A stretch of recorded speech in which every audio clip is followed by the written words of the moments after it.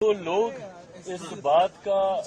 हो हल्ला मचाते हैं कि बिहार को विशेष राज्य का दर्जा नहीं मिला, विशेष राज्य का दर्जा नहीं मिला। ये वही विपक्ष के लोग हैं जिनके पास ये जानकारी का अभाव है कि इन्हीं की सरकार में, यूपीए की सरकार में मनमोहन सिंह जी के दौरान ही नीति आयोग में इस तरीके के प्रावधान किए गए थे जिसके बाद किसी भी राज्य को विशेष राज्य का दर्जा मिलना लगभग नामुमकिन के करीब हो गया था। बहरहाल हम लोग की मांग रही थी कि जब तक विशेष राज्य के दर्जे का दर्जा हम लोग को नहीं मिलता, स्पेशल पैकेजेस हम लोग को दिए जाएं। मैं धन्यवाद करूंगा मेरे प्रधानमंत्री आदरणीय नरेंद्र मोदी जी का, मैं धन्यवाद करूंगा हमारी वित्त मंत्री आदरणीय निर्मला सीतारमण जी का कि उन्होंने बिहार को जिस तरीके से स्पेशल पैकेजेस देकर, और मेरे लिए बिहारी होने के नाते खुशी की बात है और मेरी पार्टी लोक जनशक्ति पार्टी रामविलास ने हमेशा बिहार फर्स्ट बिहारी फर्स्ट के विजन के साथ आगे बढ़ने का काम किया है। इस बजट में बिहार फर्स्ट बिहारी फर्स्ट को भी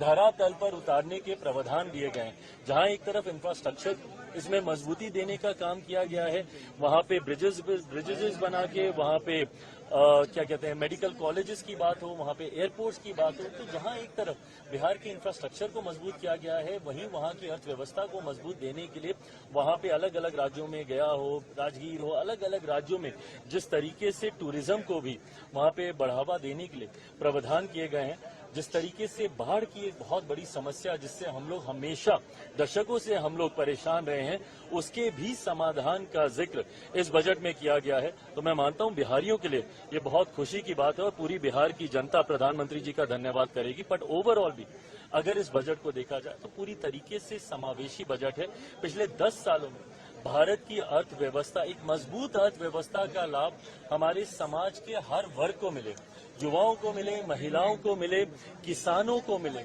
मध्य वर्ग के लोगों को मिले, इस बात का ध्यान भी इस बजट में रखा गया है। मैं मानता हूं कि एक बजट ऐसा बजट जो युवाओं से जुड़ी सबसे बड़ी समस्या बेरोजगारी का भी जिक्र करता है। एमएसएमई सेक्टर को जिस तरीके से मजबूती देने की बात की गई है, इसमें एमएसएमई सेक्टर एक रीढ़ की हड्डी है हमारे देश की अर्थव्यवस्था को लेकर। तो मैं मानता हूं कि विकसित भारत के निर्माण में ये एक मजबूत नींव की तरह इस बजट को देखा जा सकता है। आप कह रहे हैं समावेशी बजट है, सारे सांसद जो निकले विपक्ष के वो तो कह रहे हैं आंध्र बिहार का बजट है, ये सरकार बचाने वाला बजट है। इन लोगों को अगर अपने राज्य में अगर गरीब नहीं दिखते, अपने राज्य में अगर इनको किसान नहीं दिखते, अपने राज्य में इनको मध्य वर्ग के लोग नहीं दिखते, अपने राज्य में इनको महिलाएं नहीं दिखती या युवा नहीं दिखते, तो मैं इनकी सोच के ऊपर कोई टिप्पणी नहीं करूंगा। जब इन हर इस वर्ग का जिक्र किया गया तो इस वर्ग से आने वाले हर व्यक्ति, भले वो किसी भी राज्य में रहता हो, उसकी सुविधा का जिक्र किया गया। जब आम आदमी की आमदनी को बढ़ाने का बचाव को जो वो बचत करता है उसको बढ़ाने का जिक्र किया, तो ये हर राज्य के व्यक्ति का जिक्र किया गया। पर अगर इसमें उनको उनके राज्य का जिक्र नहीं दिखता तो ये उनकी सोच हो सकती है।